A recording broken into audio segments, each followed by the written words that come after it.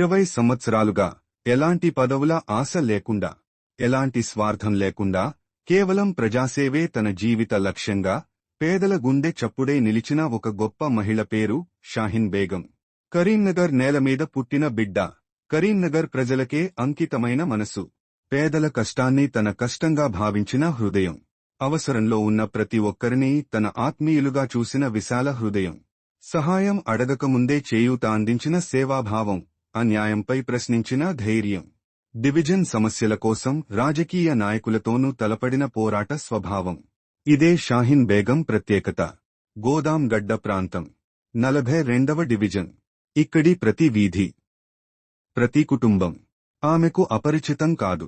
ఎందుకంటే ఆమె రాజకీయ నాయకురాలు కాదు, ప్రజల్లో ఒకరిగా ప్రజలతో జీవించిన సేవకురాలు. ఇప్పటివరకు పదవులు ఆశించలేదు.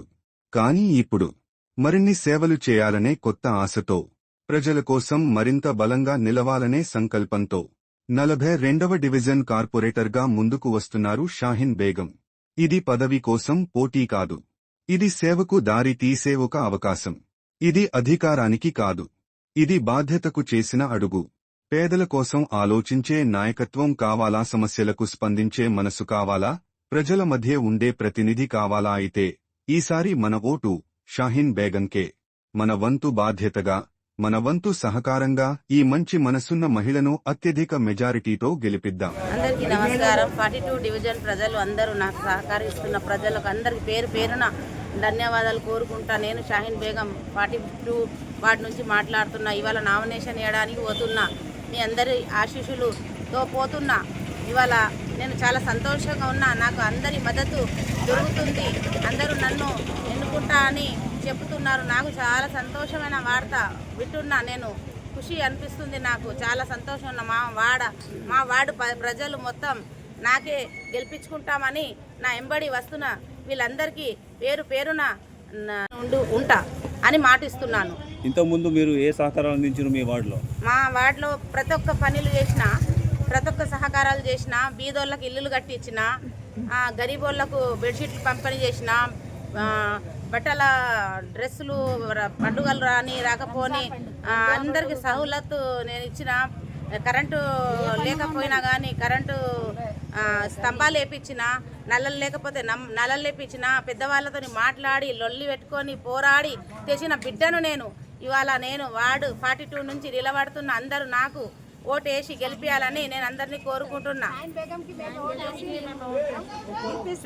గెలిపిస్తాం.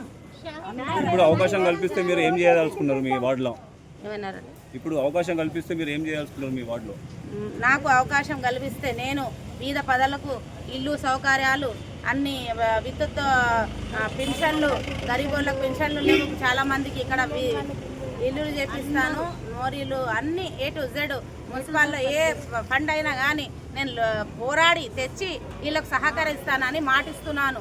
ఆ దేవుడి మీద ప్రమాణం చేసి చెప్తున్నాను. ఈరోజు మీరు ఇండిపెండెంట్ గా నామినేషన్ వేయబోతున్నారా?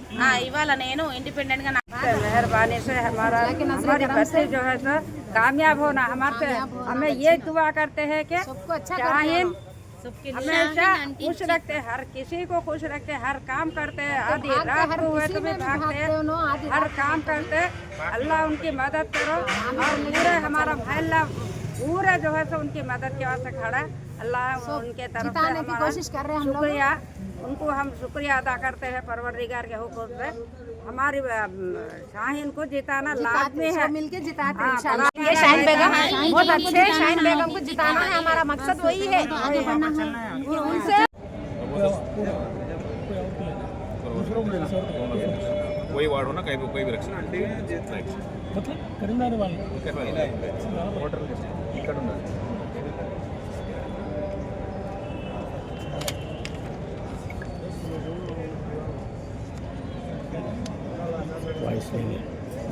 वाइस लिया ना फिटलिंग है यहाँ पे वहीं की है। हाँ बसें होती है, बसें होती है। हाँ वही जाल से ये भी यहाँ पे कर लेके जाए।